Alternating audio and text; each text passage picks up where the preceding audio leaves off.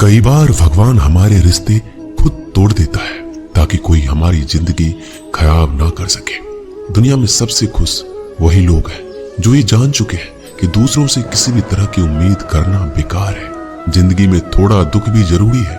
हमेशा सुख ही मिलता रहेगा तो आप कभी जिंदगी में आगे नहीं बढ़ पाओगे। ये गलत सोच है इंसानों की कि एक अकेला इंसान क्या कर सकता है। पर देखो जरा उस सूरज को जो अकेला ही सारी दुनिया को रोशन करता है। भाग्यशाली वो नहीं होते जिन्हें सब कुछ अच्छा मिलता है, बल्कि भाग्यशाली वो होते हैं जिन्हें कुछ भी मिलता है उसे वो अच्छा बना लेते हैं। गीता में लिखा है, जब इंसान की जरूरत बदल जाती है तब उसके बात करने का तरीका भी बदल जाता है। फायदा सबसे गिरी हुई चीज है, लोग उठाते ही रहते हैं। हारता वो है जो शिकायत बार बार करता है और जीतता वो है जो कोशिश 1000 बार करता है। जिस इंसान को हम बेहद प्यार करते हैं वही इंसान हमारा सबसे ज्यादा फायदा उठाता है, क्योंकि वो इंसान जानता है कि हमारी कमजोरी क्या है। इतने समझदार बनो कि किसी को माफ कर दो, लेकिन इतने बेवकूफ मत बनो कि धोखा देने वाले पर दोबारा विश्वास कर बैठो। उम्मीद मत छोड़ना, कल का दिन आज से बेहतर होगा। जिंदगी में उस लेवल तक पहुंच जाओ कि लोग आपको खोकर पछताए। जीवन में कभी भी किसी से अपनी तुलना मत कीजिए। आप जैसे हो सर्वश्रेष्ठ हो, क्योंकि ईश्वर की हर एक रचना सर्वोत्तम होती है। खुद को किसी से कम समझना ईश्वर की रचना का अपमान है। इंसान का मन ही उसका सबसे बड़ा दुश्मन और उसका सबसे बड़ा दोस्त होता है। यदि मन आपसे जीतता है तो आपका दुश्मन बन जाता है, और यदि आप मन से जीतते हो तो आपका सच्चा दोस्त बन जाता है। यदि कोई आपको नजरअंदाज करे तो बुरा मत मानना, क्योंकि लोग अक्सर अपनी हैसियत के हिसाब से चीजों को नजरअंदाज करते हैं।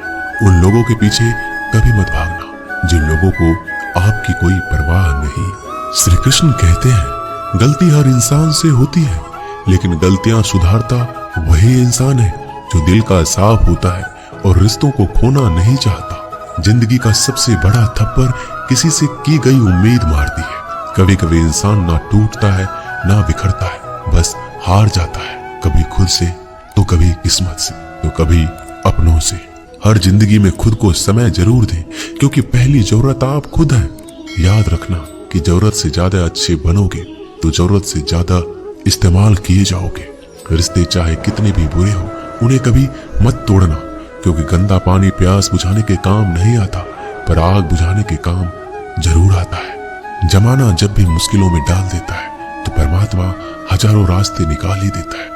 विश्वास करने वाले से ज्यादा बेवकूफ विश्वास को तोड़ने वाला होता है, क्योंकि वह सिर्फ एक छोटे से स्वार्थ के लिए एक अच्छे इंसान को खो देता है। भलाई करते रहो पानी की तरह, बुराई खुद ही किनारे लग जाएगी कचरे की तरह। जब कोई समझे नहीं तो उसे समझाने की जरूरत ही क्या है। जब कोई माने नहीं तो उसे बताने की जरूरत ही क्या है। सच्चे दिल से किसी जरूरतमंद की मदद करके तो देखो।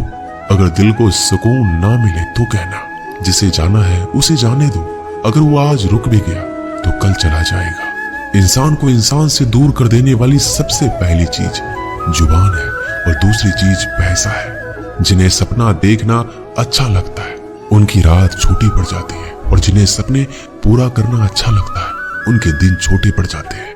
किसी की आदत देखनी है तो उसे इज्जत, और किसी की अगर फितरत देखनी है तो उसे आजादी दो। हर इंसान में कोई ना कोई प्रतिभा जरूर होती है, पर लोग अक्सर इसे दूसरे जैसा बनने में नष्ट कर देते हैं। महंगे इतने भी मत बनो कि लोग तुम्हें भुला ना सके, और सस्ते इतने भी मत बनो कि लोग तुम्हें नचाते ही रहे। खामोशियां कभी बेजुबान नहीं होती। कुछ दर्द ऐसे होते हैं जो आवाज तक छीन लेते हैं। आजकल के लोग आपकी एक गलती के पीछे आपकी सारी अच्छाइयां भूल जाते हैं। जितने लोगों को समझाते जाओगे उतना ही अकेलापन और भी अच्छा लगता जाएगा। खत्म हो जाएंगे वो भी रिश्ते जिनसे मिलकर लगता है कि ये उम्र भर साथ देंगे। श्री कृष्ण कहते हैं, अहंकार किसी भी चीज का हो सर्वनाश करके ही छोड़ता है। खाली वक्त में तो हर कोई बात कर लेता है। प्यार तो तब होता है जब कोई आपसे बात करने के लिए आपका अपना सारा वक्त खाली कर दे। सब कुछ ठीक करने का इंतजार करोगे तो बैठे ही रह जाओगे। आप हिम्मत करो, खुद उठो, अपनी जिंदगी में सब कुछ ठीक कर दो।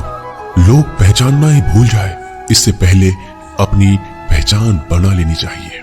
एक बार एक राजा ने भगवान श्री कृष्ण का मंदिर बनवाया और उसमें मूर्ति की पूजा करने के लिए एक पंडित को रखा। हर रोज अपनी मंत्री से कहकर मंदिर में एक माला भिजवाता था और पंडित जी को वो माला श्री कृष्ण को चढ़ाना होता था।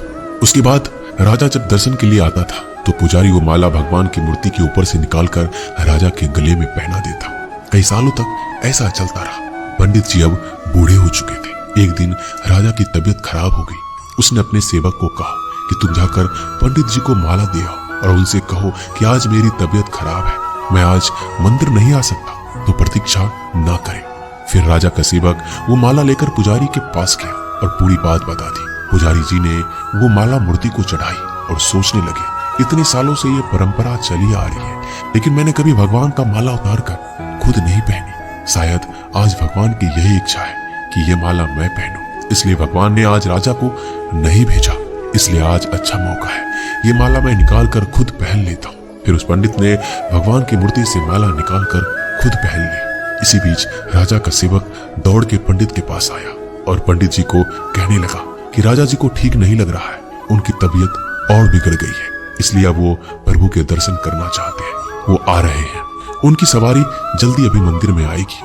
उन्हें लगा कि ये परंपरा कहीं टूट ना जाए, इसलिए वो आज भी मंदिर में आ रहे हैं। जब पंडित जी को इस बात का पता चला तो उन्होंने फटाफट माला अपने गले से उतारी और जाकर फिर से भगवान की मूर्ति को चढ़ा दी।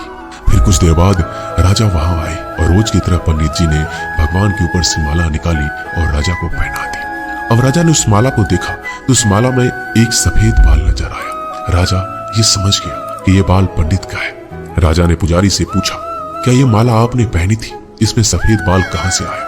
यह सुनकर पुजारी जी घबरा गए। उन्हें लगा अगर मैं सत्य बता दूं तो राजा मुझे दंड देंगे, इसलिए वह पुजारी ने कहा, यह बाल तो श्री कृष्ण का है। राजा को सुनकर बहुत ही गुस्सा आया। उसने कहा, तुम झूठ बोल रहे हो, भगवान के बाल सफेद कब से होने लगे? राजा ने कहा, मैं फिर कल आऊंगा और श्रृंगार के समय देखूंगा कि उनके बाल सफेद हैं या काले। अगर बाल काले निकले और सफेद नहीं निकले तो आपको कल ही मृत्यु दंड दिया जाएगा, क्योंकि आपने मुझसे झूठ बोला है। राजा ये कहकर वहां से चला गया। इधर पुजारी भगवान के चरणों में गिरकर रोने लगे कि हे प्रभु, मुझे माफ कर दीजिए, मैं लोभ में आ गया था, मुझे लगा मुझे ये माला पहन लेनी चाहिए, मुझे बचा लीजिए, नहीं तो कल राजा मुझे मार देगा। तो पुजारी पूरी रात भगवान के चरणों में गिरकर रोने लगा, विनती करने लगा कि प्रभु मुझे बचा लीजिए। अगली सुबह राजा मंदिर पहुंचा।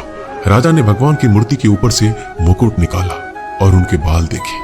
राजा चौंक गया क्योंकि भगवान की मूर्ति के ऊपर सफेद बाल थे। राजा ने सोचा ये पुजारी की कोई चाल है, इसने मौत की सजा से बचने के लिए भगवान के बाल सफेद कर दिए हैं। राजा यह बाल असली या नकली इसकी जांच करने के लिए बाल तोड़ने लगा। जैसे राजा ने कुछ बाल तोड़े तो मूर्ति में से खून की धारा बहने लगी। राजा भगवान के चरणों में गिर गए और क्षमा मांगने लगे और रोने लगे। कहा, मुझे माफ कर दीजिए। तभी मूर्ति से एक आवाज आई, राजा तूने सिर्फ मुझे मूर्ति माना, इसलिए मैं तुम्हारे लिए सिर्फ एक मूर्ति हूँ। लेकिन पुजारी ने मूर्ति में साक्षात भगवान देखा, इसलिए मुझे मेरे भक्त की रक्षा करने के लिए मेरे बाल सफेद करने पड़े और खून की धारा बहानी पड़ी, ताकि मैं समझा पाऊं कि जहां भाव है वहां भगवान है।